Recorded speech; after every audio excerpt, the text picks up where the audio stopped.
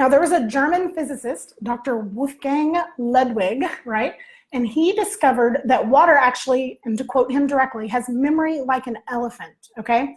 And what he proved is that even after whatever water has been imprinted with or exposed to has been physically or chemically filtered out, that vibratory frequency, that essence, remains behind. The water remembers it.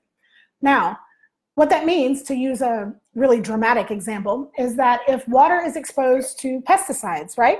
And then it's filtered out chemically by chlorine or physically by a heavy-duty filtration system, even though the physical traces of the whatever was in there, of the pesticide, is gone, the vibratory frequency remains behind. Now, the cool thing is, this didn't just happen once. It wasn't just like an oops, we discovered this. This is very duplicatable, this response by water. Now, he also discovered that water not only can retain the information, but it also has the ability to transfer that information to another living organism or biological system. Pretty cool, right?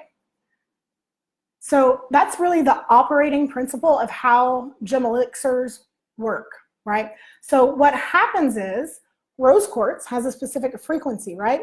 So when you place it in water or next to water, and the physics property of placing it next to water is a discussion for another day, but it also works placing it next to water via a different property in physics. The rose quartz is imprinting that specific frequency on the water. And you can expose it by being near it, by touching it physically to your person. So if you take amethyst, for example, you can be exposed to the frequency by touching it, holding it in your hand, wearing it in jewelry.